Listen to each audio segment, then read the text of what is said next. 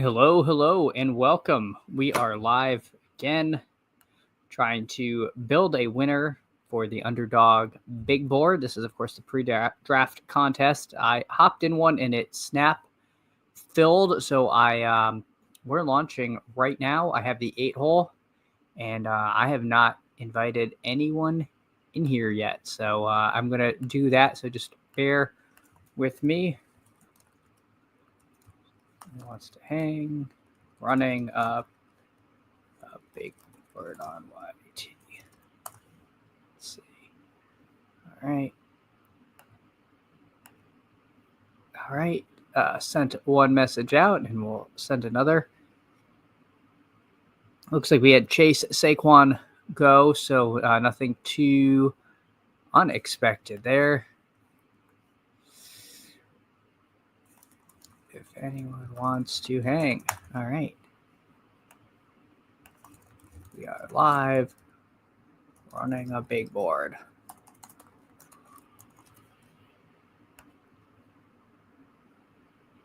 All right, so we will see. I don't know how many I'll be able to do today. I'll do at least one. In the ideal world, be able to get a couple of these out, but we will see. Let me get the background music going so that I do not go crazy, because doing this in silence is always a little off-putting. All right. And we are up next. Everyone pretty much went in order. Gibbs and Jefferson going 4-5. I think Gibbs is ranked slightly ahead, but it's almost 50-50 of who people are taking. I will probably just take Nico, assuming that Puka goes here, because I don't want to have too big a stands in the first round. Although I think if I really wanted a big stand, I would take Neighbors there. Maybe at the end of the big board, when I can kind of see what my exposures look like, I'll start doing that. But for now, I just I don't want any big holes in that. So we begin with Nico Collins. Let's see.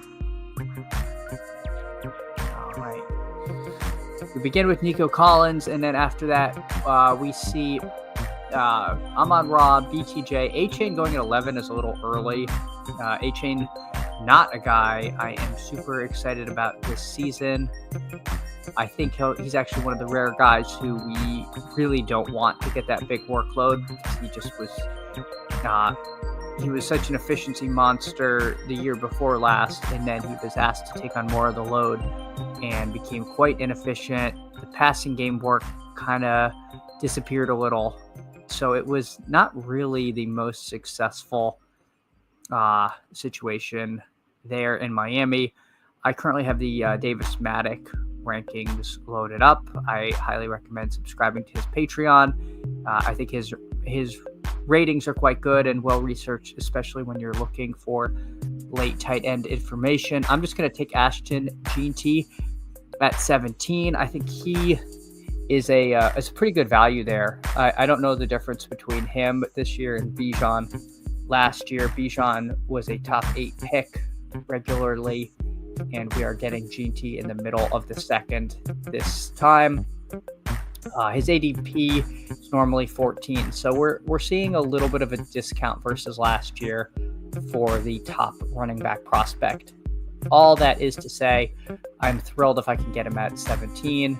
This is a pretty early for Taylor, who usually goes around 20, and CMC going at 18. Nothing wrong with that. He was the 101 last season. If he is fully healthy and has his old rollback, we are all going to wonder why we let him slip into the middle of the second round. But there certainly is some injury risk and some risk of them bringing in another running back or changing the role there. So don't mind taking CMC, but I definitely prefer Gene T there in the vacuum. So well. I think I only saw one person take the clock to double zeros. So we'll see how quickly we can get this one moving. I realize I did not look for any names, but I don't offhand see anyone I recognize in this room.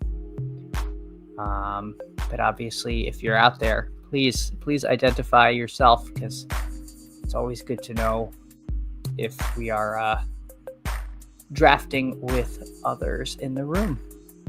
Bucky Irving goes at 24. Again, pretty standard, nothing too out of the ordinary with that pick right at ADP. He was such a smash last year as a rookie when you could get him quite late in drafts, and ended up being pretty much a league winner type pick. And we're going to be hunting for those later in this draft. But starting off balanced for us with Gene T and Collins, likely to add a wide receiver next, but we will see. Personally, I really have trouble taking Chase Brown where he goes, which will be right at ADP for me. He was getting 97% of the workload in Cincinnati. I don't think that's going to happen again. They are very likely to add somebody. But then the question is how far does he or should he fall in that instance? And that's a little bit of a question. He could still be a pretty good value there, even assuming they add somebody, because I think there is an assumption they'll add somebody, but it's unclear how much the market has priced in or what kind of running back the market is assuming that the Bengals do take. So I have the 32nd pick and then the 41st pick. So I will take Worthy if I can there, but we'll see if we get him. If we don't get Worthy, then we have a decision if we want a second running back or if I want to take Trey McBride. I'm hoping I can get Worthy because I am perfectly happy getting Worthy and then like JMO. I think that's pretty strong. This is not quite enough of a fall for me to just snap off Trey McBride. I really like Trey McBride. I would have been perfectly happy taking him there. But, yeah, we'll see. There's always a chance he falls here. Trey McBride randomly, if nobody's interested in elite tight end, will just can go into free fall. But Dan Crank says, no way, not on my watch, and starts with BTJ, AJ Brown, and Trey McBride. I think that's actually a pretty strong start to a team compared to Foosball, who is just super high T, taking 3 running backs to start. A-Chain, Kyron, and Derrick Henry. So interesting to note that someone is starting to amass that many running backs. We'll see. If they take a 4th, then things get weird, and we start having to worry about a drafter who's just like trolling or just trying some really crazy build. James Cook goes there to Dan Crank. I wouldn't have minded him, but with all that said, I would love to get Mike Evans, but I doubt I will. And then I get the question of Devonta or JMO. By rankings, it would be Devonta. By my heart, it would be JMO. I think I know I have them ranked here. I think I would prefer Jameson. I see a little more potential upside, but apparently so does Razor33, who snaps him off. So I'm going to take Mike Evans. 1,000-yard season come hell or high water for this guy. I think, he makes a ton of sense. Baker has been great the last couple years. Tampa, good offense, usually good weather kind of place. So I am more than happy to have this start here with Gene T at running back, Nico Collins, Xavier Worthy, and Mike Evans. Feels like feels like we've got a lot of upside, but also a reasonable enough floor with the receivers we have. So we'll never complain about a start like this. Devonta Smith goes next. Not surprising again. Drago, let's see. I'm not sure if this guy's autoing or not, but Ted McMillan, first rookie wide receiver off the board. Pretty strong chance of him being a top 10 pick. I like Ted McMillan. Always interesting when people open with one of each position. It feels you always end up with kind of an interesting build. It feels very like safe, or like what like a computer would do if it were drafting.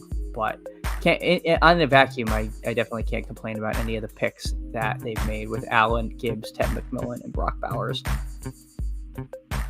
Rashee Rice goes at 46. I don't love taking Rice this year. I think we're looking at him missing at least 6 games and then hoping that he's fully back from injury, which is not guaranteed. In the Matic Discord, I was having a debate with some people about Rome Odunze. I think he is a terrible pick at 45. I don't know what he did to garner this value versus literally any of these guys, Waddle, Metcalf, Adams, Addison. I would rather have any of them over Odunze, and I do. I just have not been taking Odunze. So if Odunze's who you need, at least in the big board, I am gonna go to 0 because I don't know if I'm gonna have any. It's so hard for me to click that. I think that's just wrong. Jalen Hurts goes to the Saquon drafter. We saw that a lot last season, and I don't know why we wouldn't see it again. The ADPs line up at least close enough normally, although 47 is pretty late for Hurts. So I guess the ADPs don't really line up normally, so that might be less common than I thought. I've seen people take him, but I guess those are people reaching who took Hurts at 26, 27. So good start for them, because that's not a combo that is actually all that easy to get. So up in 6 picks, very likely to go by my ranks in here, with the possible exception of George Kittle. I don't know if I really want to take him or not. We will see. Burrow is interesting. Did the Chase drafter passed on Burrow? You see the Chase drafter take Burrow at 59 a lot, and then if nobody takes him, he sometimes slides. I am a little interested in taking Burrow only because I tend to only take Burrow stacked with Chase, and I don't think I actually want him only with Chase. I think I'm going to want him on some other teams. I just don't know if this is the team where I want that. 8 picks of ADP is not necessarily enough to take an unstacked pocket passer, but I am very tempted to take him here. But I don't know if I could really pass on Jalen Waddle as a 4th receiver. That seems very strong for as much as I do want to do this Burrow experiment. I think this wide receiver room is really strong. Collins, Worthy, Evans, Waddle, with Gene T at receiver. So Burrow does go next. He goes to the Chase Brown drafter, which makes sense. You see this somewhat frequently. When Burrow slides past the Chase drafter, you do see them go to Chase Brown drafter to stop the slide. George Kittle goes at 59. I'm going to see if I can't get anyone to come hang out. Again, appreciate all of you for stopping by. If you can, hit the like, subscribe. It helps out with the algo. It helps get this out to more people, and that is it's a lot more fun to do this where we can engage in the chat. So thanks again for those who have come out, and regardless of when you're watching this, I appreciate it. So coming up, we by ADP and by rank have the Dust Ball Alvin Kamara, which is just a real eat your vegetables kind of pick. I don't love Kamara. I am worried about Kamara, but I will draft Kamara after all that. Tempted to take Laporta. I think that would have been fine. I like Laporta a lot, but I did kind of worry about getting squeezed a little bit.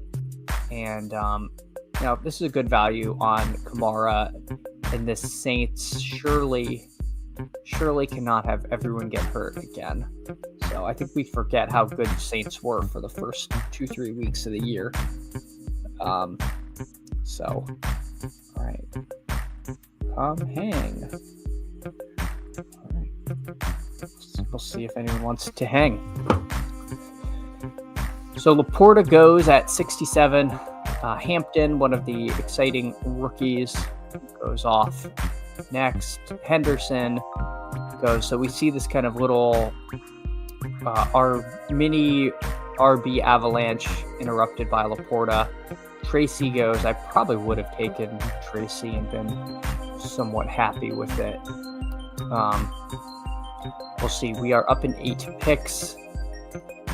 So a little early to take any of the QBs. If I wanted to take a QB by ADP, it would be Bo Nix, which would be a little ahead of ADP. I don't know that I want to do that badly. I think if I was going to have done something weird at quarterback, I would have taken Burrow when he fell. For quarterback right now, Stroud, Baker, and Tua all go quite a bit later, so I don't have to worry about that. Baker goes at 88, so it would literally be right one pick past ADP, and it's very hard to rely on him. I imagine this foosball guy might want him, so I might take Baker at 80,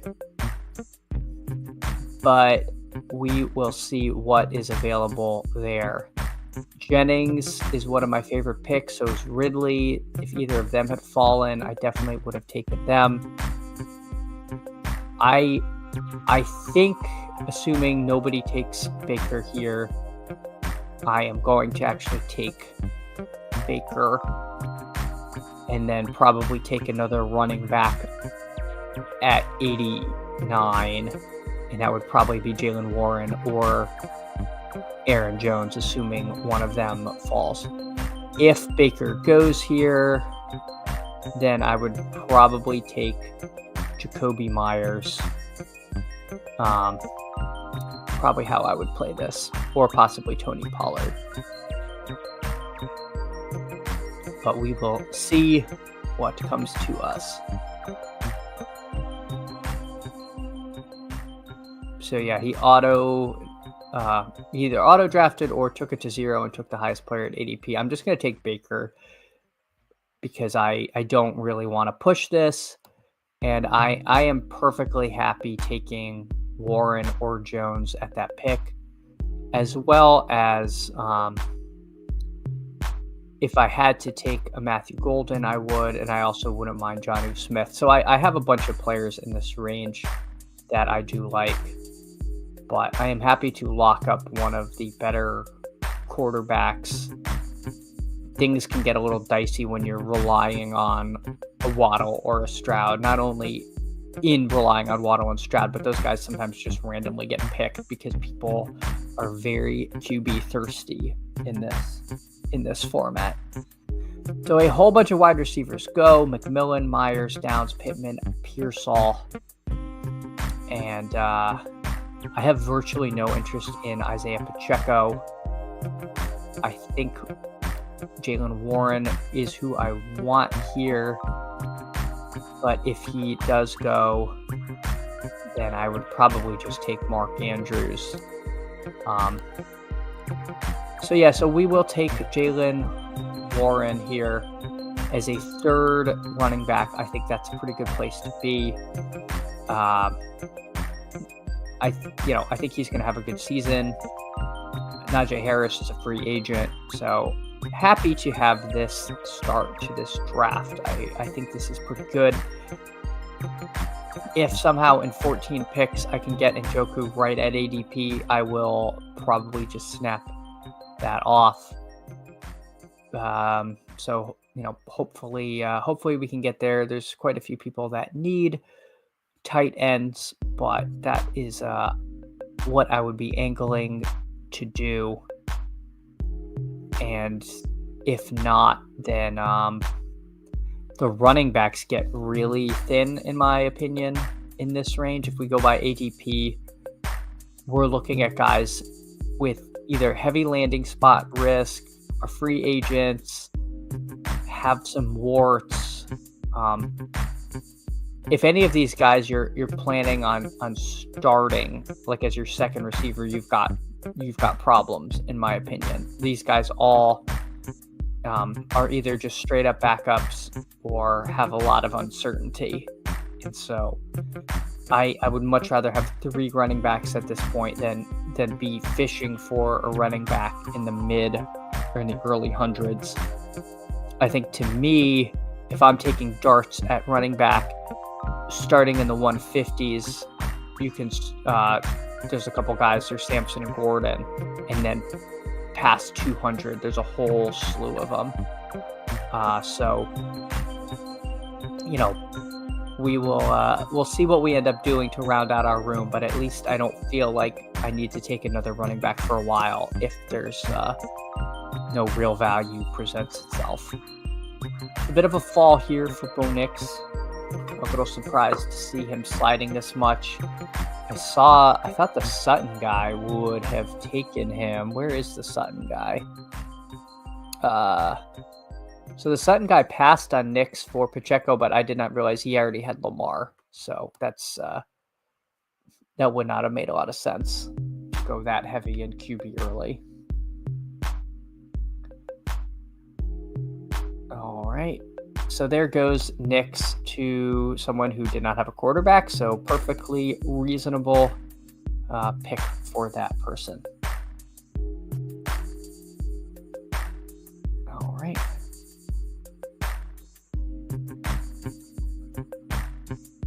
Sorry, just trying to see if we can get some friends to hang out. Travis Kelce goes at 97. A lot has been discussed about Mr. Kelce, whether he's actually going to come back this year or not. I don't know that he will. So I will not be taking him anywhere near this draft position, possibly at all.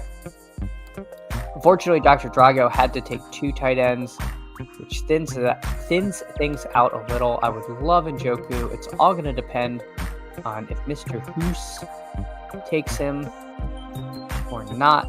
Hopefully not. If we do not get our guy, then by ADP, it would be one of the quarterbacks that we really don't need. By rank, so thin here. I really worry about Charbonnet. At best, he's the backup running back. At worst, they take somebody else, which they've randomly seemed to do. He takes Kyler. Great. All right, we're going to get our guy. This is awesome. I do not have to pretend like I like the pick of whoever I got, because I would have been picking one of these running backs that I am really not very excited to be taking.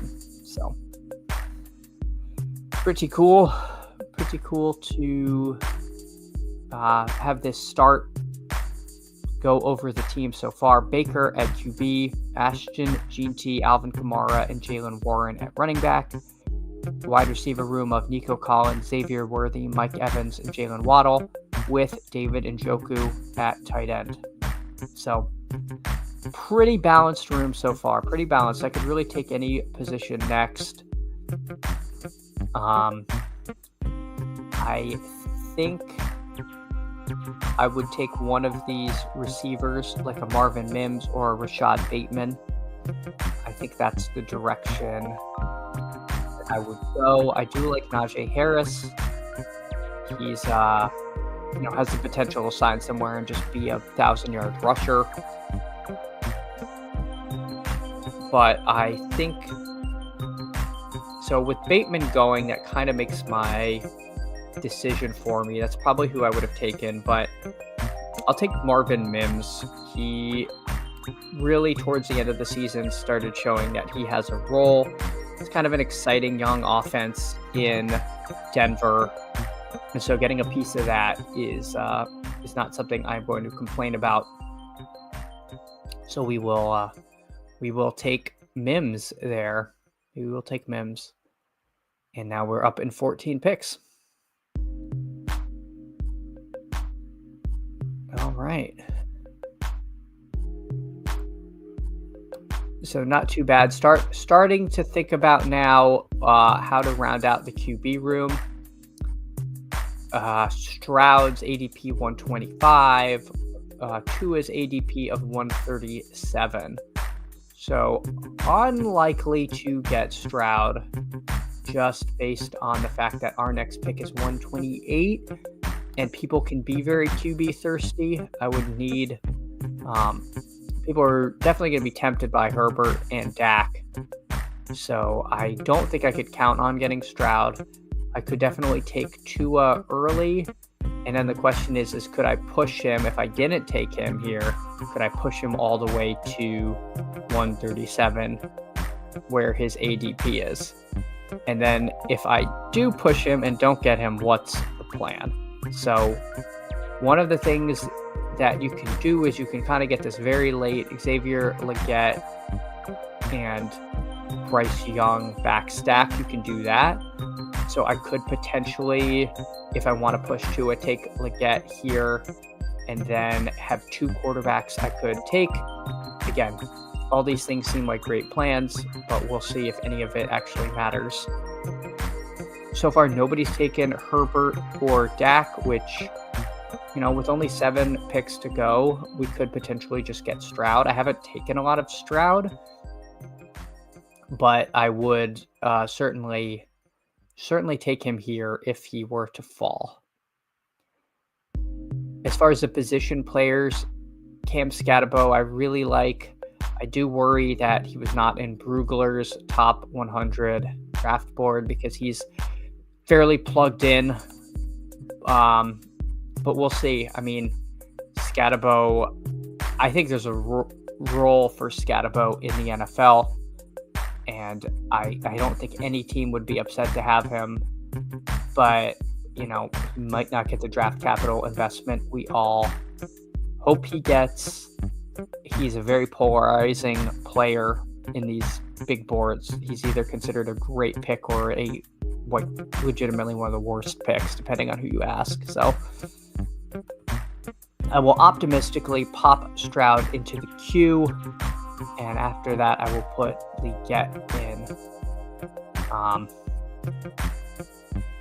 So there goes Dak. And assuming Hoos doesn't take, I think Hoos is actually auto-drafting. So I think Hoos is going to get Tucker Kraft here, which unfortunately actually fits their team because they need a tight end. You never like to see the auto-drafter kind of get bailed out, but that is likely to be what happens here. We will see. Yep, they get Tucker Kraft, so I'll just take CJ Stroud and be pretty happy with a quarterback room of Baker and Stroud. Yeah, not bad. Got Stroud right a little past ADP. And now in the ideal world, I think I would like to add one of these wide receivers here. To get to 6 receivers, I'm like pretty confident in, and then I can take 2 punts later. But if Cam Scatterbo is there at 137, it's also going to be hard for me to pass that. So, yeah, a little bit of a dilemma. Oh, Scatterbo goes. Loveland goes. Loveland ranked pretty high in some of the pre-draft buzz I've heard as far as tight ends. He is grading out pretty well and definitely could be getting a little steamy. We'll see. Obviously the big board is going to have very different ADPs than the Best Ball Mania will when we actually know where these rookies are going. So 133 is either going to look amazing or really bad. And I'm more inclined to think it's going to look pretty good. So we have the choice between Leggett and Brown. Brown is higher in my rankings. Leggett a little higher in my heart. I'm going to just take the second-year player over the kind of aging veteran. I do think there's a chance that Brown's role is pretty good in Kansas City next year. But I also think that Carolina might be a lot better. Bryce Young really seemed to be making improvements at the end of the season. So, yeah, happy to take Leggett there. I don't think there would have been anything wrong with Brown either. Nor would there have been any issue with taking like Evan Ingram, who I think is dramatically underpriced in the big board. But there are a ton of late tight ends that you can take.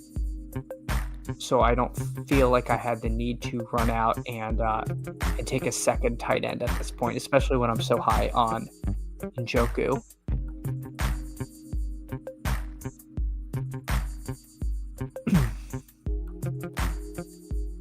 So Kincaid goes, Jerome Ford goes, there goes Hollywood Brown. Interesting wide receiver room here. A lot of draft capital spent on receiver, but yet the first receiver is Tet McMillan. Shakir is a little polarizing. I'll never fault the Josh Allen guy for building the stack and taking Shakir. But Shakir does feel like he could end up being a highly replaceable player. Obviously you can't just draft assuming everyone's going to get upstaged by a rookie. You have to take people at some point, but he is a little bit expensive for a player that doesn't always flash a huge amount of upside. He's had a couple spike week games, which, in a big board is what you want, but those feel a little flukier than maybe some of the other players who go in that range of the draft. So 7 picks out. Again, really sitting here in a pretty dead range of running back. Dowdle doesn't have a team. Probably re-signs with Dallas as their backup. Ollie Gordon. Ollie Gordon is a guy that I was pretty excited about, and then apparently is like the worst pass blocker in the history of pass blockers, which is a little terrifying because the number one reason rookie running backs can't see the field is because they stink at pass blocking. So don't love that. Gotta be honest, do not love that. But, oh yes, Lay the House RM. Thank you for stopping by. I appreciate it. Yeah, great to have you here. Just running some big boards. Trying to see if we want any of these rookie running backs, kind of in that range of the draft where you start taking some stabs on guys and trying to project upside. But I definitely am more excited about a Dylan Sampson than I am Blake Corum and Trey Benson, who both we were really excited about in this in the big board last year and in BBM, and neither of them did anything. Trey Benson, who was getting demercadoed, was playing ahead of him even when Connor stepped out. So I think I'm going to ignore my ranks a little bit, and I am going to take Dylan Sampson here as my fourth receiver. So running back room of Gene T, Kamara, Warren, and Sampson. So, two rookies and two veterans. Excited to see what they can do. I'm really excited about Gene T. In my mind, he's going to the Cowboys, and that's going to be the perfect landing spot. Also easily could end up in Chicago, which of course, with Ben Johnson going there, people have visions of a new Gibbs Montgomery kind of situation. So, everywhere I've seen him projected is good, with the exception of the Jets, who randomly last year just decided to start collecting running backs for reasons I will never fully understand. There was a mock that had Gene T going there. I don't think that's worth the paper it's written on. But, none of us thought that Bijan was going to Atlanta last year because they had Algier, who had a 1,000-yard season. So why did they need him? Well, turns out when you have a super elite running back, the need can go out the window a little bit. So with the next pick, I am tempted to take Cam Ward. He's actually my highest. I know Justin Fields is higher, but I have a lot of Justin Fields. I am very excited about Cam Ward, so I'm going to just take him. He looks, of all the rookie quarterbacks, like the most NFL ready. And now I do not need to take any more QBs with Baker, Stroud, and Ward here. So I feel like I have a pretty high upside QB room without taking too much risk there. I know at least I have two people who are going to be starting day one, and I suspect Ward will as well. There's also a chance Ward ends up in Cleveland paired with Njoku, which would be kind of fun. All right, so 12 picks away. So with the next pick, probably take a wide receiver. Although with this receiver room, I might stop at 7 and then take a few more stabs at running back. I typically like to go 3 quarterbacks, 6 running backs, 8 wide receivers, and 3 tight ends. But being that I spent quite a bit of draft capital on these receivers, and I do feel like I have, 6 guys with pretty good roles, I am inclined to potentially try to beef up the RB room. But I think I'll just stay flexible and see if there's anyone I'm truly excited about that becomes available to me. It's interesting, the running backs, it can be, you can find yourself where some of these guys that that in the rankings we have higher than their ADP, like LaQuint Allen, like Rashad Smith, Damian Martinez. There's rooms where these guys are drafted in the 20th round, and then there's times when you get to round 19 and they're all gone, and you're scraping this like Donovan Edwards range where you're really not necessarily too excited about things. Mush Mush is actually currently sleeping peacefully right behind me. Mush is actually a free agent. He's here on a short-term contract, but he knows that he is going to be going elsewhere. But he's playing for that forever home. Could be you, Mattman 1398.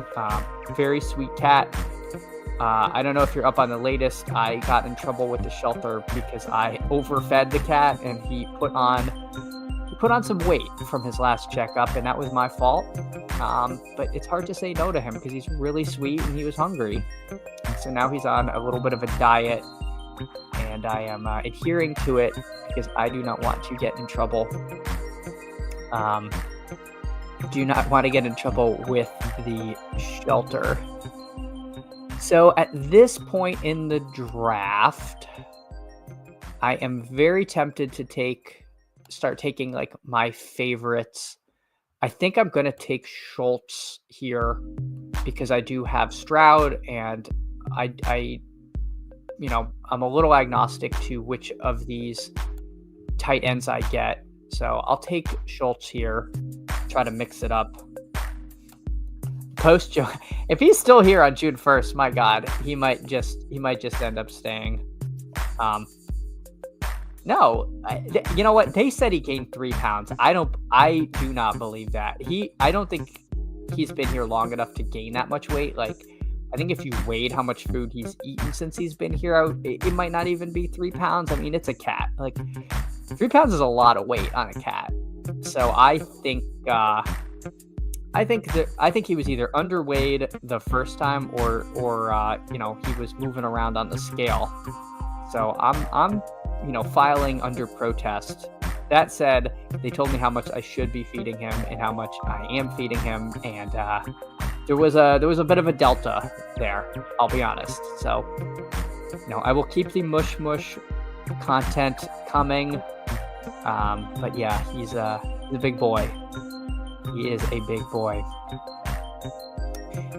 Looking at I'm still not going to take the running backs quite yet because I'm really just a Jack Best truther. I can't tell you how many times he goes to pick right before me because everyone seems to love this guy. But I have been taking him because that Puka Nakua comp just lives rent-free in my head.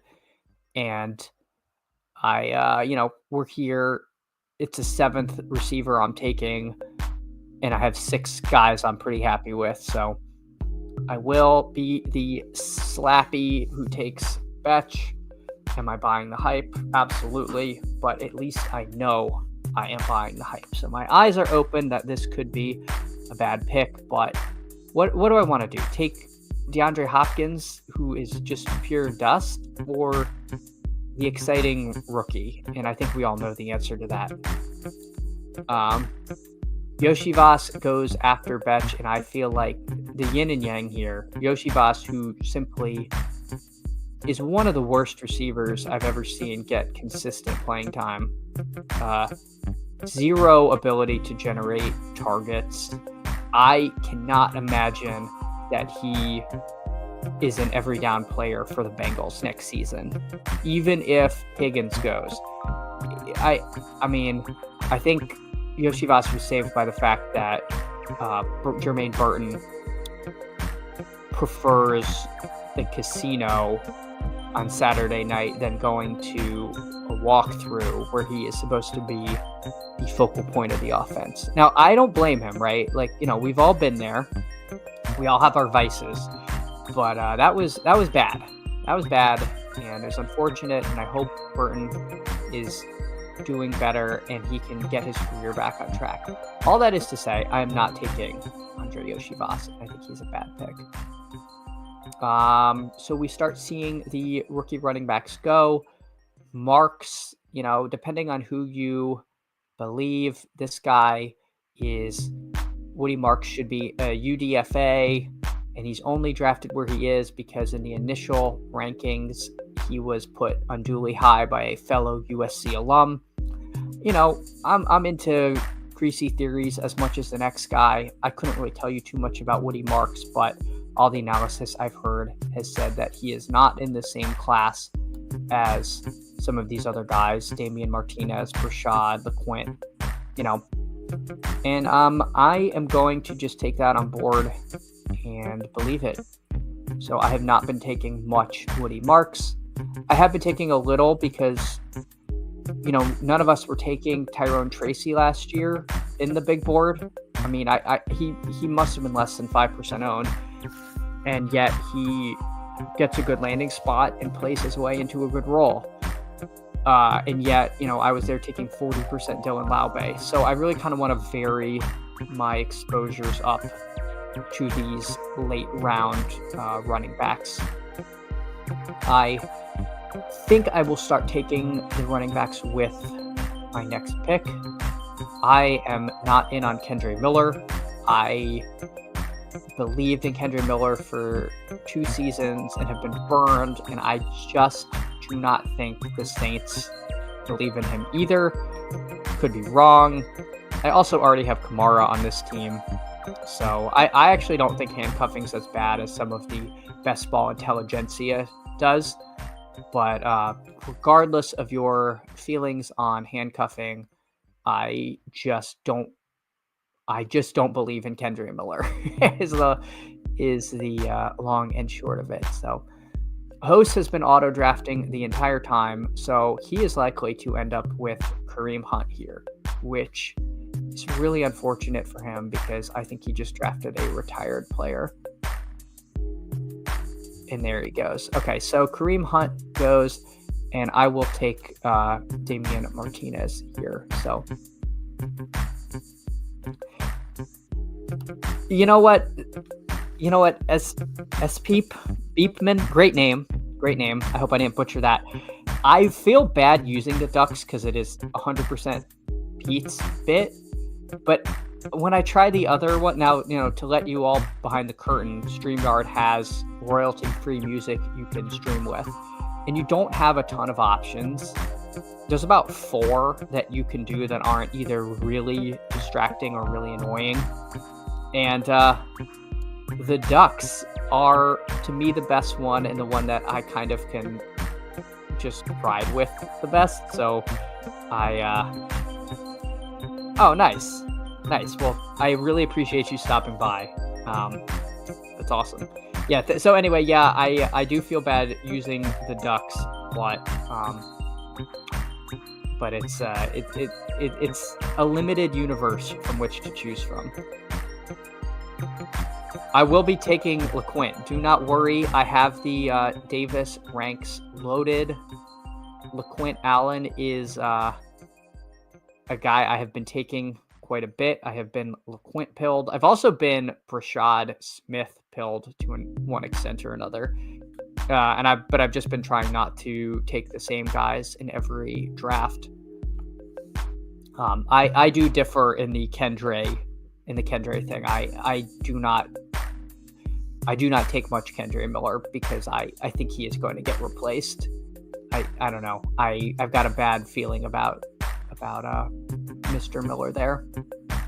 I will turn off running back just to make sure there is not somebody I am really missing out on at another position. And I can't say that there really is. So I will take LeQuint Allen, assuming Razor doesn't. I could potentially take Brashad Smith and hope that Allen falls to me because Smith has a slightly higher ADP, so people who don't have ranks in are more likely to take Smith than Allen. But I'll take Allen here.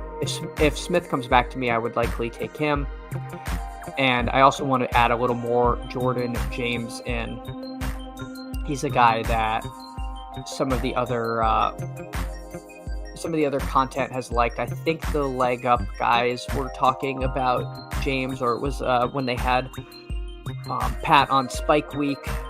I think that's where I heard that name. Again, when you're in this part of the draft, it's really for me this year about mixing up these rookie dart throws, because I believe there's a Kyron Williams lurking in this range somewhere, and just trying to hope I get, 20% of them versus, what I was doing last year, which was taking a strong stand down at the bottom, which I don't think was a good idea.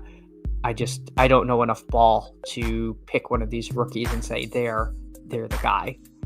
And I don't think most people do. Again, as I said earlier, none of us were taking Tracy, and he would have been a free player in the big board that you could have taken every time.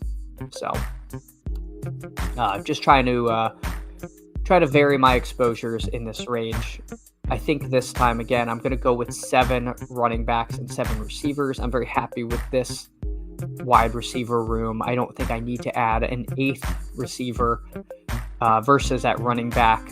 I think I'd rather take another stab there. Although I am, I'm pretty happy with Gene T as my anchor RB, and then a couple dustier guys in Kamara and Warren, and then just a heap of rookies where I'm hoping 1 out of the 4 of them is Kyron E, or at least Tracy E. Kyron E might be hoping for a little too much.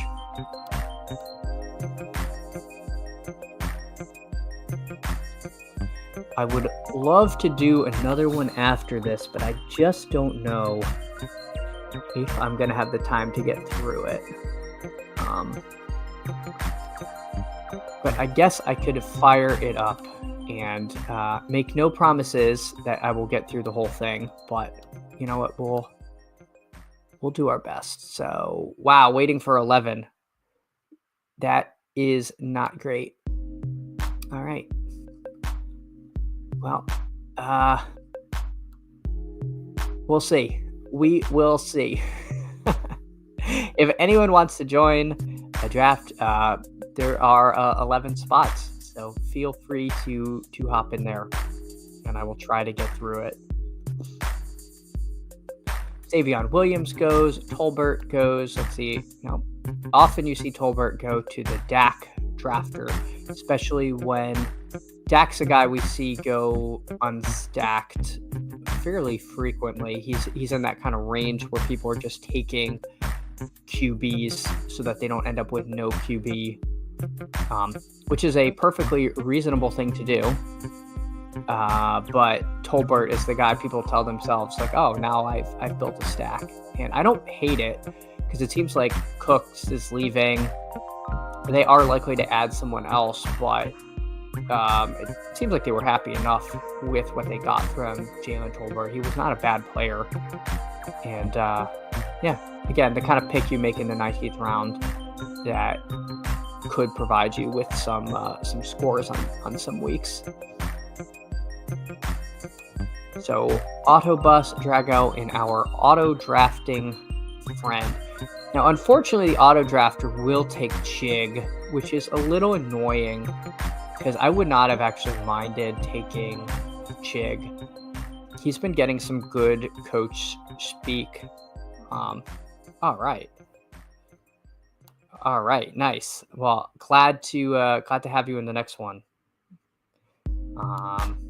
Yeah, see how close that is to firing.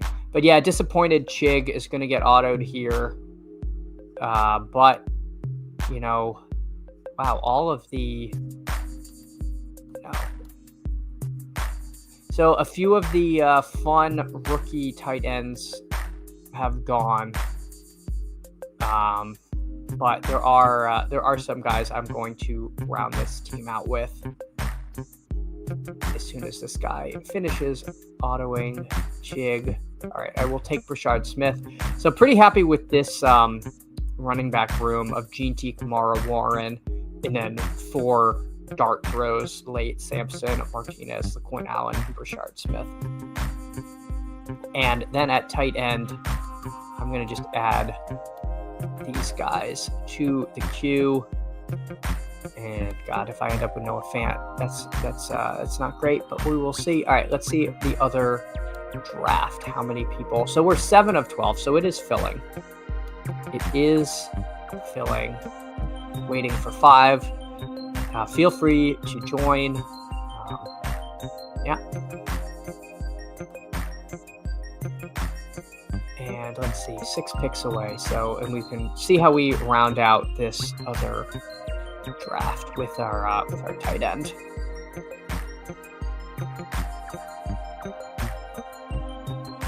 Doesn't look like anyone had any builds that were too crazy.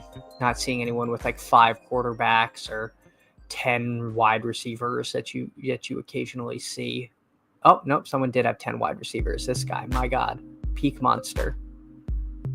Anytime you can take Jamar Chase at the 101 and then take 9 more receivers after it, you really got to do it. Bucky, Mixon, Chuba, and Dowdle. My God, that is an RB room for the ages for peak monster there. But yeah, it takes all kinds, right? Last year, second place in the big board had 4 quarterbacks. So, I can sit here and scoff at someone's construction and be completely wrong. But you know what? It's February 12th, and I'm going to do my scoffing now because it's easier than when this whole thing blows up and, sweating, having one surviving team of 150 if we're lucky in the finals. So Razor, let's see, there's a note on Taysom. What does it say? Future in New Orleans, uncertain. Oh, God. Well, I didn't know if I actually wanted Taysom there, to be honest. I'm going to take Oronde Gadsden II to prove that I am truly the Chad Candles from the Davis Maddock Discord, where we are all slappies, and Oronde Gadsden II is one of your true slappy running back picks. And that will close out that team. So we are still waiting for 5 more. I am going to jump off for 2 seconds here. Please stand by. I will be right back.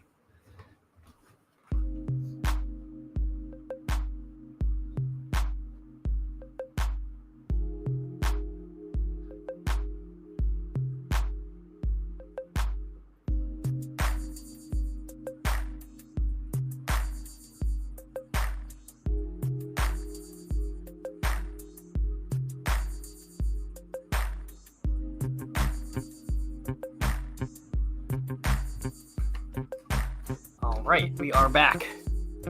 And we're still waiting for 5. Waiting for 5. Waiting for 5 if anyone else wants in. All right.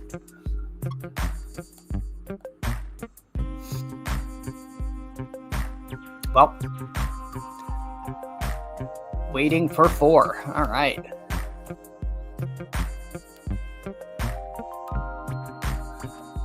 I think we all knew these were going to fire a little slower after the Super Bowl. But we will see because, we got the Combine coming in less than 2 weeks, which is really going to be fun and is definitely going to shake up some of the ADPs, especially with the late round, some of the later round players, because you can see guys just kind of scream up draft boards when their 40 time comes out or move down, right? You can have guys tank. I think it was Estimate last year that was like way slower than we all expected, and he fell quite a bit. So we all need something to overreact to, and the Combine is the perfect thing for us to do. You know what? I don't think you're going to get the 112. You're going to get the 3. You're going to get the 3 spot, and you can decide if you want Bijan, Gibbs, or Jefferson.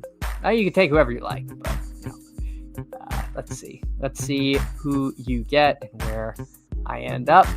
I got the 5 hole. I don't know if I know your... Are you the 9 hole? The 9 hole. Okay. All right. You know what? The 9's not bad. I feel like you have a lot of flexibility with how to build from there, to be honest with you. You're going to get again, you can do whatever you want, but I find you get an elite receiver, and then you can choose whether you want to go to elite receivers or receiver running back. So I think that's a fine place. That's a fine place to pick from, in my view. I do not mind picking there. The five hole to me is a little boring because I think you get the decision for you. Because to me, there's a little bit of a tier break after Gibbs before Puka. Not that you could argue taking Puka or Lamb or whoever, but I do think you just kind of take whoever's left from this group, and you very rarely see any differentiation in the top five. Saquon first, Gibbs second, Chase third. A little weird order for the top three, but nothing indefensible. And then the question is, does this guy take Bijan or does he take Justin Jefferson?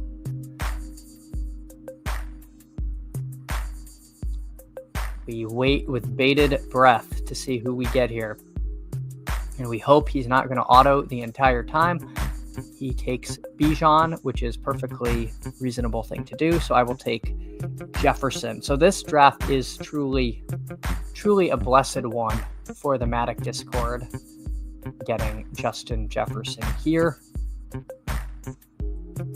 Puka goes next. It was a couple hours where we were afraid that Matt Stafford might retire, but it sounds like he's coming back. So Puka remains here in the top half of the first round. Amon-Ra next, Lamb next, and then to our hero, Will Nico Collins goes, which is how I began my draft last time. No complaints starting with Nico. And then for you, the question will be what to do next. Again, I like that spot, and I think there's a big difference between there and the actual turn. I think the turn really stinks. Like exactly this. After Neighbors, it's brutal to me. Because you're really kind of forced into the best players you have are two running backs, or you could reach and take like Drake London in a running back or AJ Brown or something. So to me, that's the biggest tier break is between 11 and 12.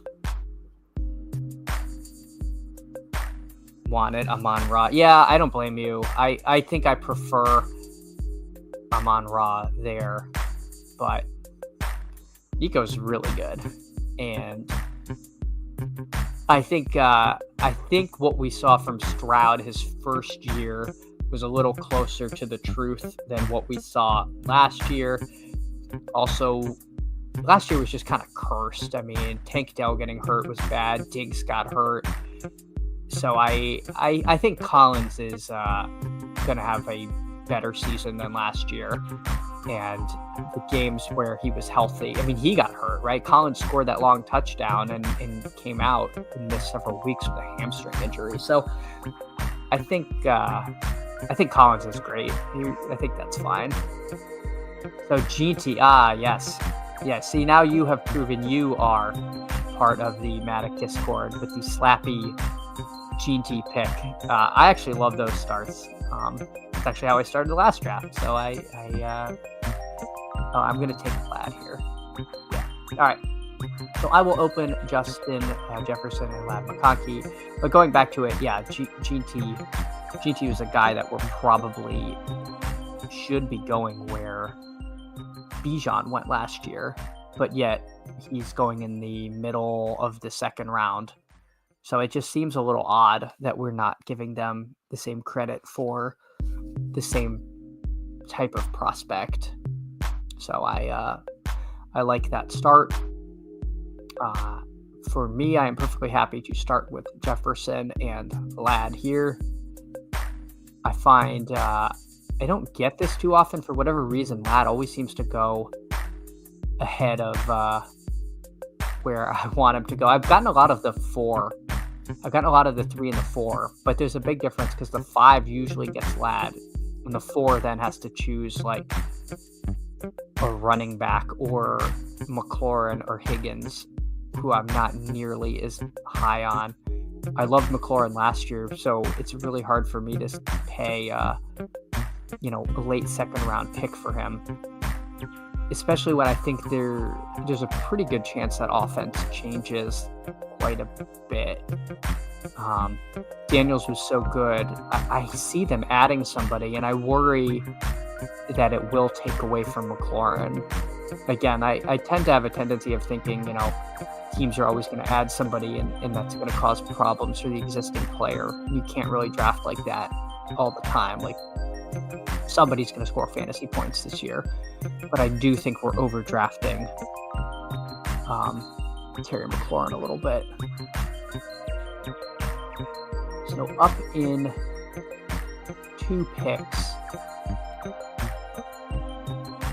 Josh Allen, Breece Hall, Garrett Wilson are the 3 highest by ADP. Breece Hall, Garrett Wilson by my ranks. I think if I had my way, I would happily take Garrett Wilson. I think Kit is auto-drafting, which is really annoying. So, no, he's not auto-drafting, or if he is, he has ranks in. Regardless, I'm going to take Garrett Wilson. I am very high on him. He was a guy we were taking in the first round last season, and for some reason it's a 3rd-round pick, even though the Jets are likely to have a better quarterback situation. So I am more than happy to take him there. Yeah, I'm with you. I don't understand it. I have a really hard time paying that. I wouldn't mind him if he was going in this like DJ Moore, Worthy, Evans, MHJ range. I think he belongs more in that range. Ran really hot with touchdowns. I had a lot of McLaurin last season, and I really like the guy. I think he's super talented, but it's very hard for me to pay 15 picks of ADP ahead of, some of these other guys you can get later that I think have upside, if not potentially more. But he's also really hard to stack with Daniels because they go on opposite sides of the board. But it's also possible, like, you see Daniels will randomly fall. But so McLaurin went here, so he would have to fall to 45, and he's got an ADP of 38. And these rooms have been so QB thirsty that it's just pretty rare to be able to actually stack them. We do see a couple of the elite QBs go. Allen, Jackson, Rome Odunze at 37. If you ever see me take Rome Odunze at 37, I'm actually being held hostage. And so please alert the authorities. Because I don't understand Rome Odunze's price. I don't know what we saw last year to justify it. I know Keenan Allen's probably not coming back, but that is crazy to me to take him ahead of Mike Evans or Worthy or more. Like, I do not understand it. But he has screamed up draft boards. You took Josh. Okay, so you took Josh. That's great. I like. I had to bring your comment up. Yeah, I think that's I think it's a good pick. And you got Devonta. So that's, nice team so far. Allen, Gene T, Nico, and Devonta Smith. All picks that make a whole heck of a lot of sense. Oof. I am going to take Chuba Hubbard here. I really don't like Joe Mixon's price. I worry a lot about him. Hubbard, you could say the same thing. They did try to add Jonathan Brooks, but he's obviously kind of out of the picture, tore his ACL. They are likely to add somebody else, but Hubbard was really good last year. And so I am happy to add him as my first running back. I think I blew the 2v2. Worthy Daniels better than Josh Devonta, but it's close.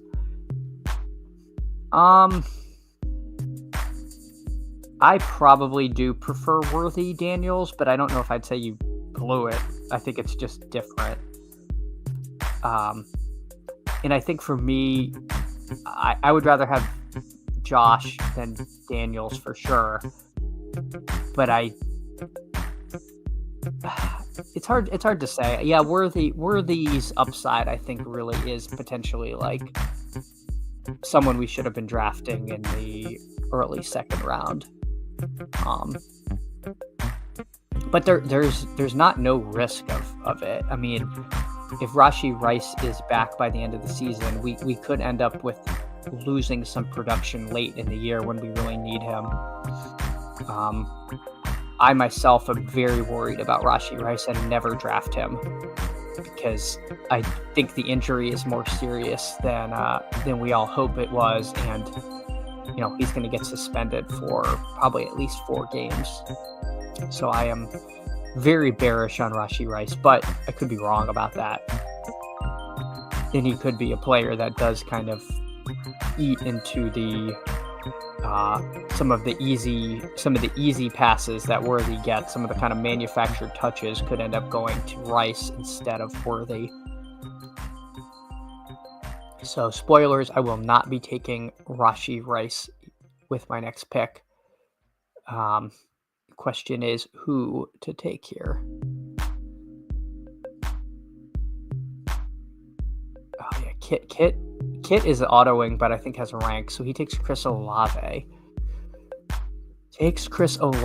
I will take Tet McMillan, who I have more of than I really want now. I could double stack. I could take Addison and do the Vikings double stack. I'm going to take McMillan. Tempted to do the double stack. Have done it before. Don't have absolutely zero of that.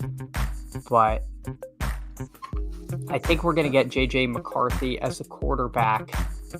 And, he's technically not a rookie, but he's kind of a rookie. I worry a little about a rookie QB supporting 2 receivers. So I've been hesitant to do the double stack, but I don't think it's necessarily bad. But I have some concerns. Tet McMillan's a little bit of the mystery box, but he's likely to go in the top 10. And as a 4th receiver, I think that's perfectly fine. But it does feel a little bit weird taking like McMillan ahead of Addison or Waddle when we're kind of hoping Tet McMillan is as good as Addison or Waddle. So it's a little bit of mystery box syndrome where we're like taking a rookie ahead of a guy hoping that the rookie's as good as the guy we just passed on. I don't know if that's necessarily the case with McMillan, but I do find myself sometimes hesitating to take him ahead of these two guys in particular. So George Pickens, I think that's a perfectly fine pick, huge upside. If it really is Fields at quarterback, I like that more. Fields seems capable of supporting 1 receiver in an elite manner. We saw that with DJ Moore. And I don't know why it couldn't just be George Pickens. So if you're projecting Fields at QB, I like that. I like that pick quite a bit. And if it's not Pickens, then it's still going to probably be better than Russ, whatever they have. So I think it's wheels up on Pickens this year. Is there any Rashee news? I know you were talking about him, but Rashee is falling like crazy. There was some discussion on Twitter, I think it's an LCL injury that he has. And, when the news first broke on Rice, there was hope that he would come back before the end of the season, which I think led to a lot of optimism that the injury wasn't that serious. But I think now that the dust has settled, if I'm right, I think it's LCL, not PCL, and I think LCL injuries are actually are a little more difficult to come back from.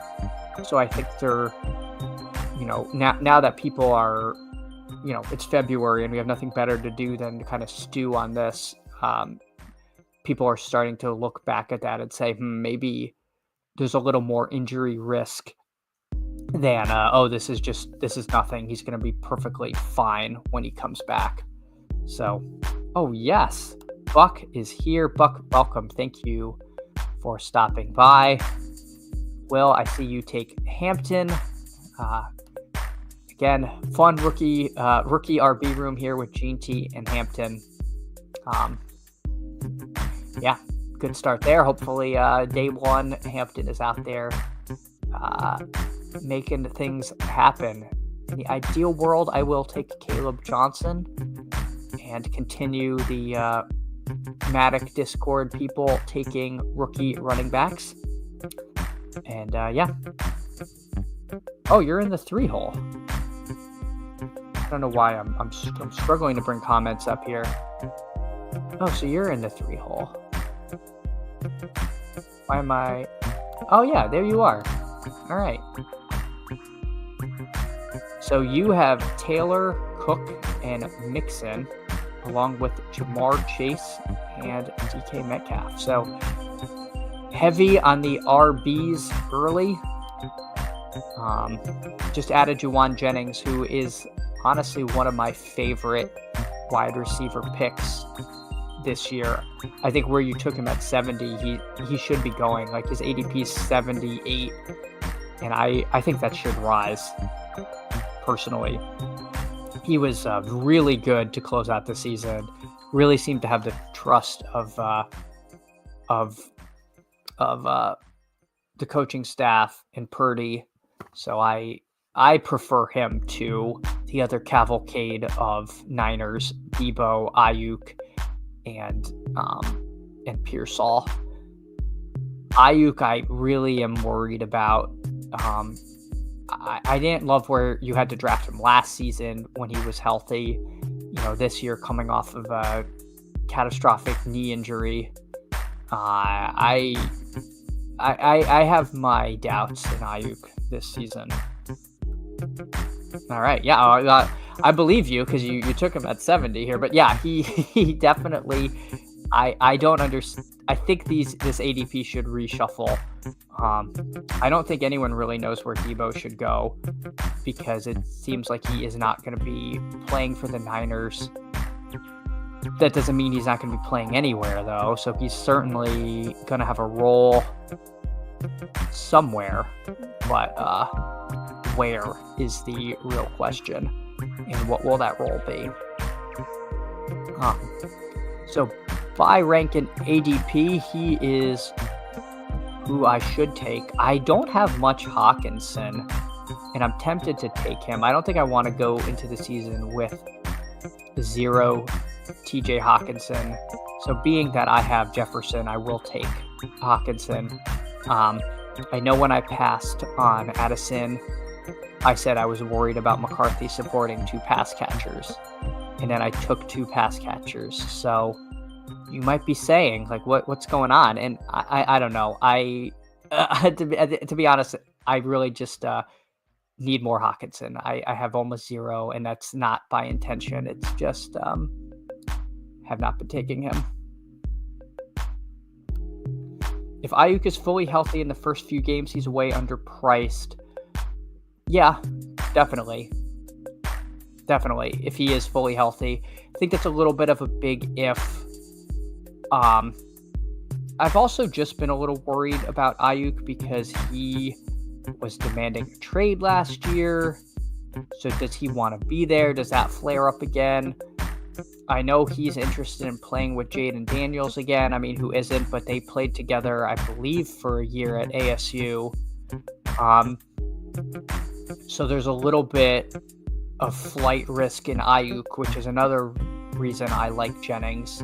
Because, no Ayuk, I think, would benefit him. But yeah, I think if he's healthy, then we probably shouldn't be passing on him in the 70s because we were taking him in, I believe, the 30s last season. Yeah, Debo's got to be gone for a myriad of reasons. So Will takes Tracy, so brings a veteran presence of 1 year to his rookie RB room. But yeah, I like Tracy. I think that's a perfectly fine selection there. And let's see. So there goes Pearsall. So it is interesting that you have Jennings at 70. You have Ayuk at 78, Pearsall at 83, and I missed Debo. But Debo's in here. Debo at 80. So basically within 13 picks, you have 4 Niner wide receivers. Again, I think that's going to change a lot by the time BBM opens up, because just does not make a whole heck of a lot of sense for that many Niner receivers to all go, in the top 80. Certainly can't all end up there.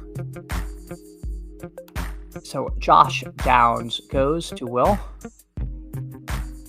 All right, passing on a couple of the splashier potential options there. For myself, what do I want to do?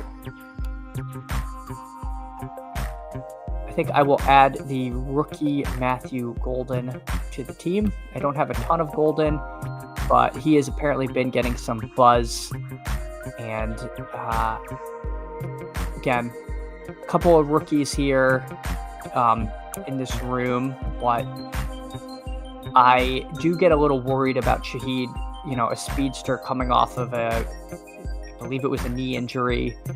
And then Mooney, I don't mind Mooney, but again, just wanted to kind of take the upside swing. Have to give me one moment. I've just got to check on Mush here, and I will be right back. So just give me 1 second. I will be back before my pick here.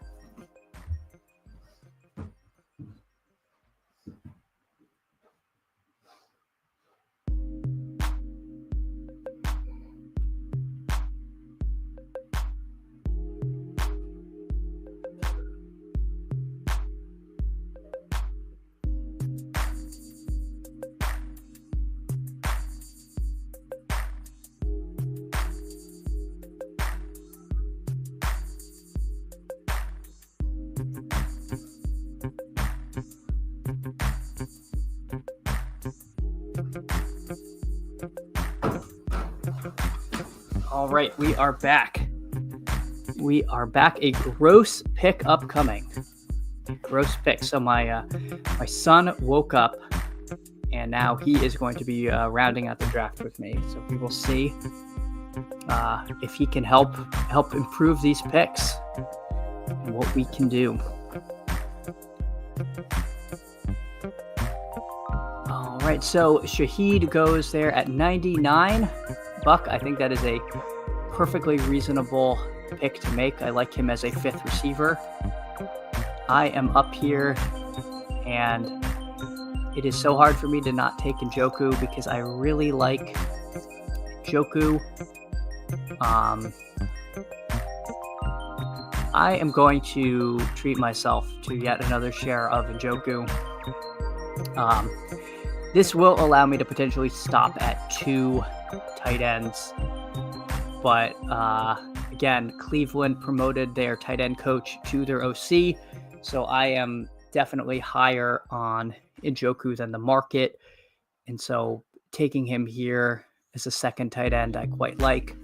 But I might live to regret that and have wished I took another running back at that position instead. But we shall see. Another potential candidate was to pair Justin Herbert with Vlad McConkey, but there is a chance that he is there with the next pick. Warren goes at 103. He was very high in the Brugler board. I believe he was in the top 10. So there certainly are a lot of rookie tight ends that are potential plays this season. J.K. Dobbins goes at 104. Interesting pick, Dobbins, because, again, there is certainly some landing spot risk. Unclear if he's going to be back with the Chargers or not. And the Chargers, if they do bring Dobbins back, are certainly a candidate to add somebody to that backfield. I do not believe Kamini Vidal was the answer. I think they are ready to move on from that. As much fun as we all had drafting him in the big board or in the BBM last season, unfortunately, that one did not work out for the good guys here. So Will adds Darnell Mooney. I don't know if that was the gross pick you mean. I don't think it was, because I think that's a perfectly reasonable pick to make there. So I don't think that's the pick you were talking about, but so far a strong team that you've put together, a adult wide receiver room for certain, which goes well with the kids table that you have begun to put together at running back. All right, so for me, in the ideal world, oh, you got sniped. Boo. Boo. You hate to see that.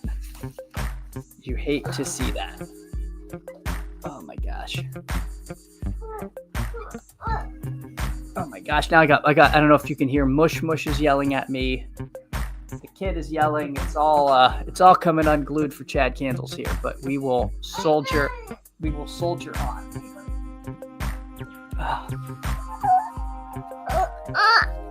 Uh-oh. Oh, he's going to take Keon. Yep. Keon Coleman.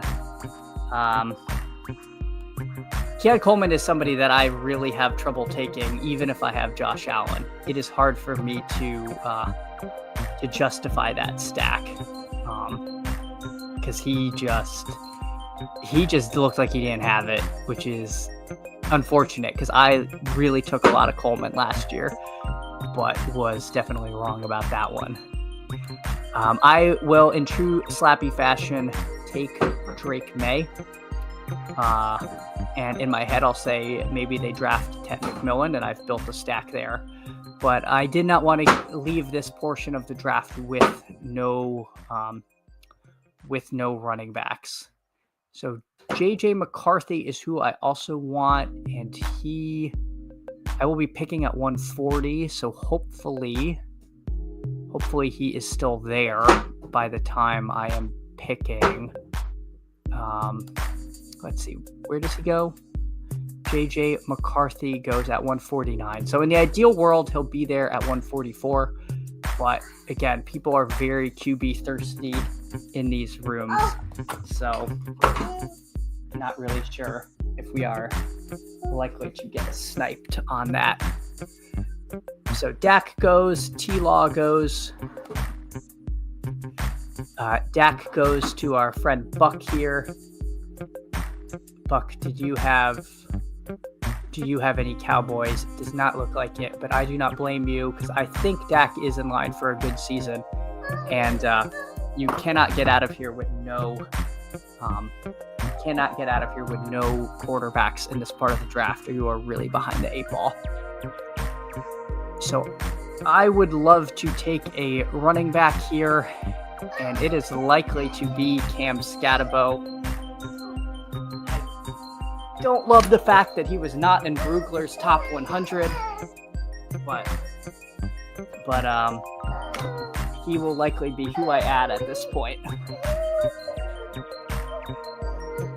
That is my son, who is he's not having as much fun drafting as I thought he would, because normally he absolutely loves to do this with me, and now he is in full revolt. So I may need to get some reinforcements in here. Yeah, you are truly behind the curtain. Truly behind the curtain in this episode. Scatterbo seems like a huge Vrabel guy. Yeah, I hope that there is a big Scatterbo guy among the 32 NFL teams. Certainly a chance that I just drafted like a 5th round pick who sees the field in week 18. and that's it.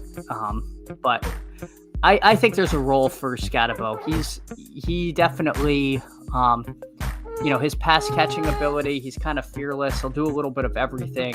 He's not going to break an 80-yard touchdown, but you're not going to expect that from every back. Sometimes you just need a kind of a meat and potatoes player, and I think that's what he is. So, all right. Give me 1 second. I'm going to pass off my son here, so you will not hear the complaints. So give me 1 second. I will be right back.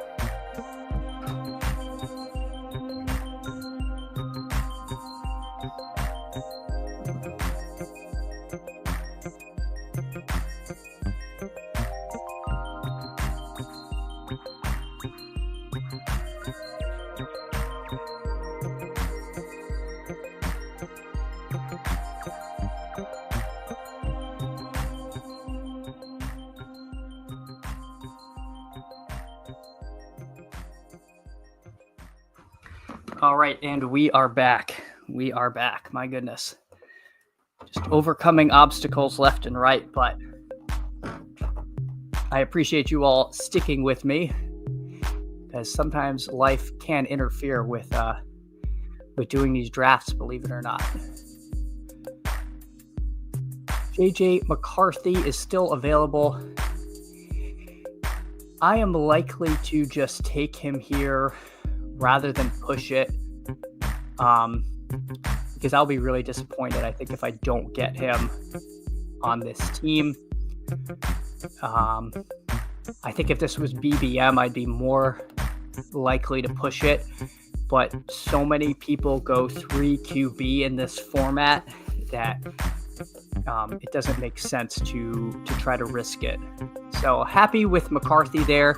He rounds out the Justin Jefferson, TJ Hawkinson stack that we have, and sort of makes up for the unstacked Drake May. Penix goes to our friend Buck. Michael Penix, who looked pretty good at the end of last season for Atlanta. Excited to see what he can do with a full season. And a full offseason as the starter. So certainly like that pick, like swinging for these kind of high upside players. When it comes to the quarterbacks, there's almost like two tiers you see. You have the kind of range around Dak and Herbert, and then you have this second range with guys like Penix, McCarthy, Tua. And I don't think the ADP difference is necessarily justified there. So that is all to say, I certainly like that pick, and I am on board with it. My question here will be: do I take another running back, or do I take Xavier Legette?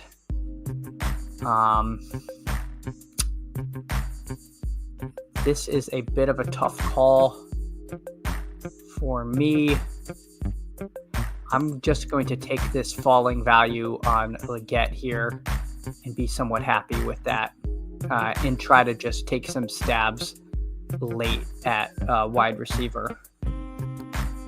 Just draft Booty in the 20th, and you've got Mays number 1. I've been taking a lot of Booty lately, and I have to credit one Buck for doing that.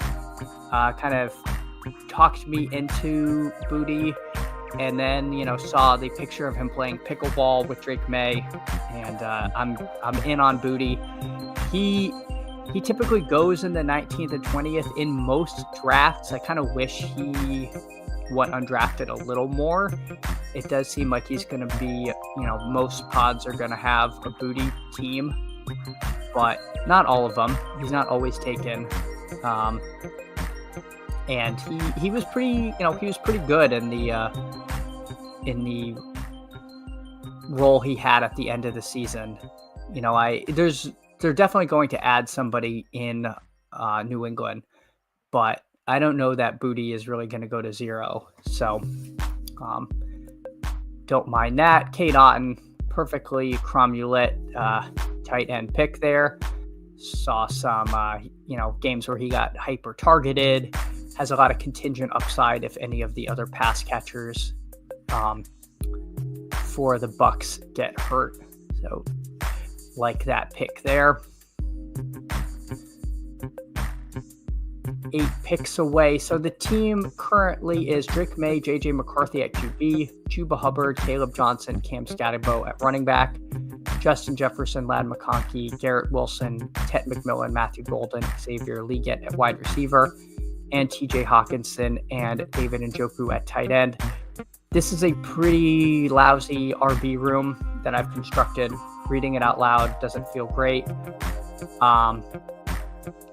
I wonder if maybe one of these tight ends would have been better off as running backs. This to me again looks like a 7 running back team versus a 6 running back team that I normally build, because I did invest quite a bit of early draft capital in wide receivers, and I don't know that I really trust Cam Scatterbo as my running back 3 as much as I wish I could. I wish I could tell you I believed in him a little more than I necessarily do. The issue I run into is the running backs in this range are all really kind of contingent upside guys until you get to the 200s.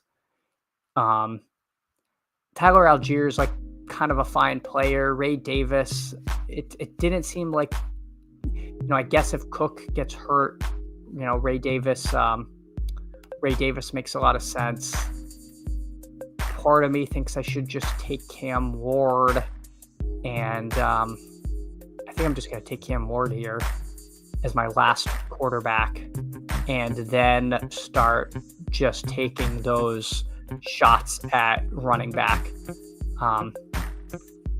I do almost exclusively 3 QBs in these big boards, not just because of injury, but also you have the potential bye week concerns, and when you have 20 rounds to play with, the having the flexibility of the 3 QBs is pretty nice. So I do like that, especially when my first QB off the board was past pick 100. Then just hoping to get 20-ish points a week from the QB position and stay afloat there, make up for it elsewhere. So we see Adam Thielen goes to our friend Buck. Again, very adult wide receiver room that is being constructed here. And then let's check in on Will. Again, more keys added to the kids table, running back. But again, no rookies at wide receiver, which is how a lot of these builds tend to go, right? It does feel like running back is where we're going to take our stabs on these younger guys, and then wide receiver take some of the guys we're a little more sure of. I find myself building that way a lot. I obviously didn't this draft where I have 2 rookie receivers, but I certainly see the allure of doing that, and certainly have built my share of teams that way as well. So by my ranks, or by Davis's ranks more accurately, Braylon Allen is the top running back to take. By ADP, it would be Ray Davis. A little torn here. I think I'm going to take a boring Tyler Algier pick for the contingent upside of if something happens to Bijan, then I think Algier, is the kind of guy who could win a league. Betch goes because we can't have nice things. He goes at 174. Was hoping to push Fields. Yeah, he goes like he's starting in Pittsburgh or somewhere. And we're drafting him like he is.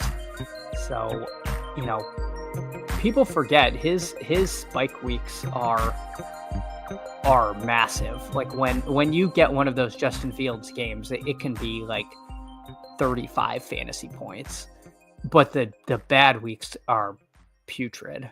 I remember I started him in DFS against like the Chiefs last year, and I don't know if he cracked 3 fantasy points. It was pretty gross.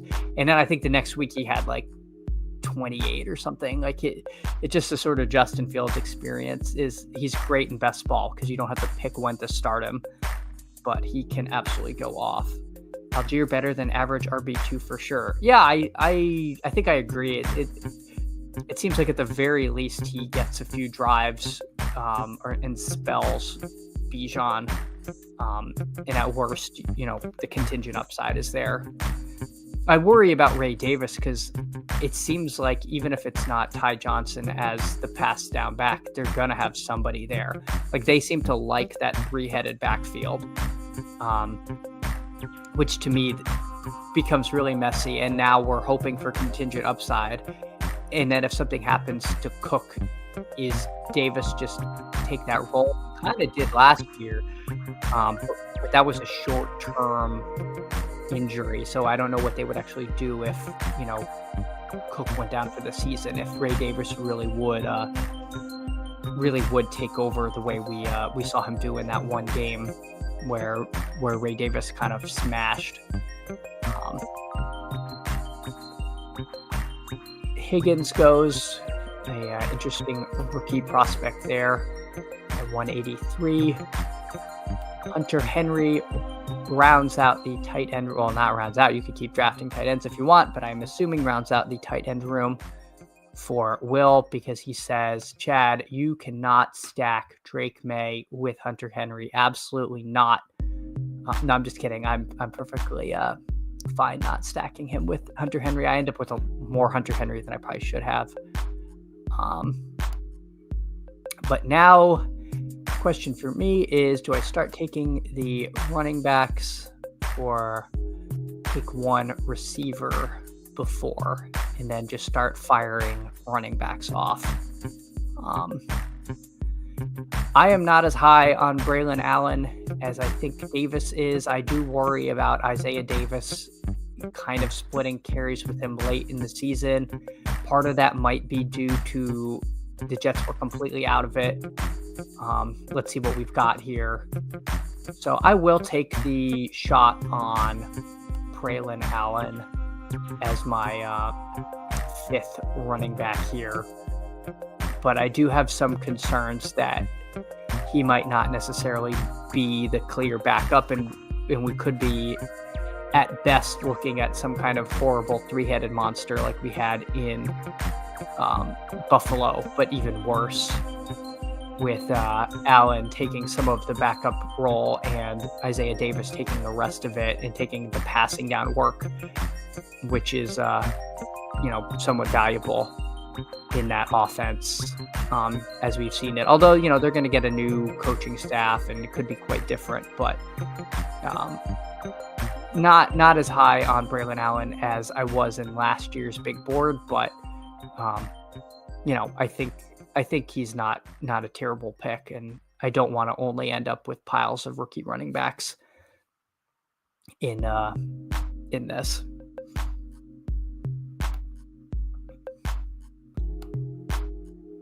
All right. Justice Hill goes to our friend Buck. Hill definitely is capable of putting together some splash plays and definitely got more of the backfield work than I think people expected in Baltimore. So do not mind that pick there. I don't know his contract situation. I assume everything will be back as it was, but I don't actually know for certain. David Carr goes to Buck, who is at no, there's still Sanders and Dart. So, but it starts getting real thin at quarterback. If you have not grabbed your quarterbacks yet, it is time. It is time to do that. So I will take Giddens. Again, try to vary my late round rookie running backs versus ending up with the same guys every time. This is the kind of thing that like a draft caddy could really help me with, because I kind of just keep track in my head of who I've been taking and, check exposures, every couple of days and mentally take note of who I've been taking too much, but that's not really a great way to do it. So I think at least for post-draft season, I will get some tool and use it in these. All right, well, so you have 2 quarterbacks, 4 running backs, 7 receivers, 3 tight ends. Let's see what direction you go in. Royals. Royals is actually probably who I should have taken when I took Allen. I think that's a good pick. I think he's firmly in the top 100 of most prospect lists. So, plus you really needed a rookie in your wide receiver room, because you can't have photos for all 8 of them. You really need the one mystery guy to just tell yourself, like, oh, I got upside, because we don't even know what this guy looks like. He could look like anything. But no, I do like that pick there. For myself, I think I will be taking one more running back, one more wide receiver, and one more tight end. And the order will kind of depend on what is available here. Troy Franklin goes not to the Bo Nix drafter. I feel like a lot of teams only have 2 QBs, but I guess no more than normal. It's a little late for Shedeur Sanders. Usually, we're past 200 and he has not been drafted. That is quite a fall for him. Most rooms have been so QB thirsty that it's weird to see Sanders still here. Makes me feel a little silly about taking Cam Ward when, I would definitely prefer to have taken someone else there and take Sanders past pick 200. That is pretty good value there. So yeah, Cole Bruggs just could not resist the value at the top of the board. I don't blame him. We've all been there before. If anyone is autoing here, they will get to learn Kareem Hunt. But I haven't noticed anyone truly taking it to 0-0, so he might go undrafted here. It seems like people are starting to pick up on Hunt not coming back, and Hunt was also being drafted during on the day of the Super Bowl, where people were taking all Chiefs, so his ADP skyrocketed. And I think people who didn't know were taking him thinking that was a normal ADP, when it was really just artificially inflated by people who were doing that. That was happening with a lot of the Chiefs and Eagles players. Saw some really weird ADPs that are slowly returning to pre-Super Bowl levels. RJ Harvey, solid rookie pick, good dart throw. All right, got a couple picks here. We'll see if this guy is autoing. Don't think he is, but Mike Gesicki, Tyler Higbee. So I am up, and I will take I'll take Mason Taylor. I have not been taking much Mason Taylor, but I don't want none. And there are enough of these punt receivers and rookies or running backs that I'm a little bit agnostic to which one I get. But I take a flyer on him. He was in the Brugler top 100. I think he may have been a little higher than people were expecting. So again, just trying to round out some of these exposures with these late round picks so I don't end up hyper concentrated or just with full fades on people by accident. All right, Buck is up. We'll see who our friend Buck takes here.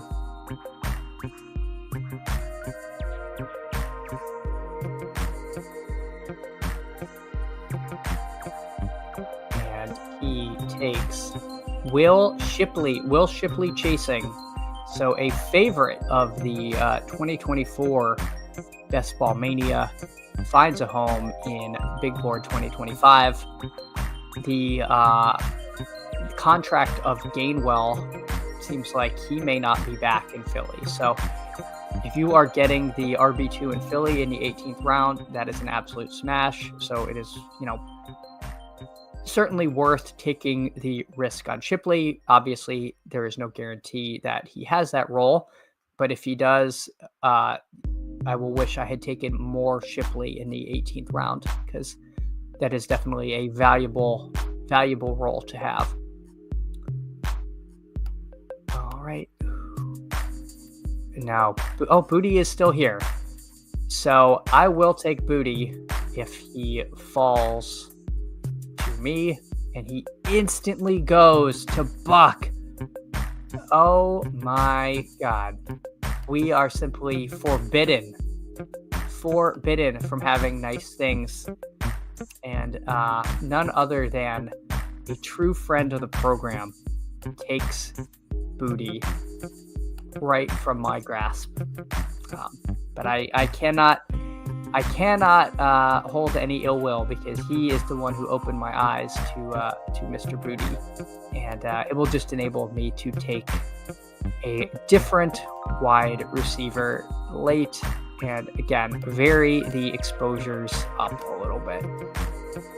So I'm going to add a bunch of these guys to the queue. Could it have played out better? I would argue it could have, and it would have resulted with me getting Mr. Booty. But no, I pushed him around the turn because I knew it would be more tantalizing when you're right. I thought I had it. And then I actually saw it was you drafting, and I got real quiet. I said, oh no, he's going to take him, isn't he?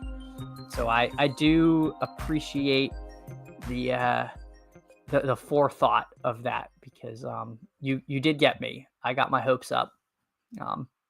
But again, you never know. The winner of not this last BBM, the one before, he got sniped, and I used to remember exactly who. He got sniped on like a quarterback or something and had to take like a different player that he didn't want. And that 1v1 switch is like actually what won him the tournament. So you just never know what sort of butterfly effect can happen in these, when you might think that getting sniped is bad, but it just leads you down a different path. It's not like you do not get a pick there, you just get a different pick there. So yeah. We know nothing. We think we know, we make plans, and then the best ball gods laugh at our plans. But Cole Bruggs takes Kareem Hunt. You hate to see it.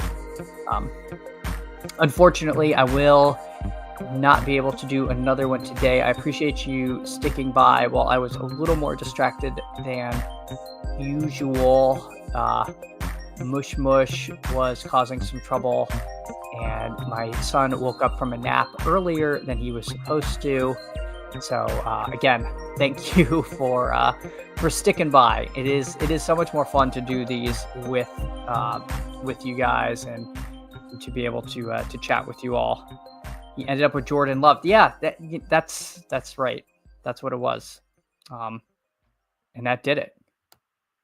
And that literally swung BBM. Otherwise, we would not all know Mr. Fareed and his great victory in the last BBM, or the one before last. DeAndre Hopkins goes. Let's see how Will rounds out his team. R. White, who was in my queue. Hopefully I get at least one of these guys in my queue, because I really don't want Darius Slayton or Roman Wilson. Oh my God, I'm going to end up with Nick Nash. I don't actually know who Nick Nash is. I'm fairly sure this was a wrestler in the WCW era in the early 90s.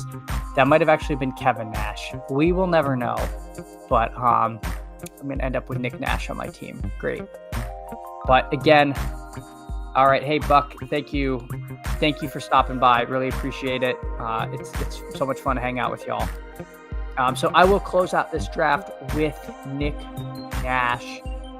Again, thank you so much for hanging out, and hopefully be able to do this again. It'll probably be Friday for me, but if I can hop on tomorrow, I will. I will close out the team. Drake May, JJ McCarthy, Cam Ward at quarterback, Chuba Hubbard, Caleb Johnson, Cam Scatabo, Tyler Algier, Braylon Allen, DJ Giddens, and Brashard Smith at running back. Justin Jefferson, Ladd McConkey, Garrett Wilson, Tet McMillan, Matthew Golden, Lee Gett, and Nick Nash from the NWO at wide receiver, and TJ Hawkinson, and Njoku, and Mason Taylor at tight end. All right, everyone, thank you. Please, if you can, like and subscribe. It really helps out. And all right, take care, everyone.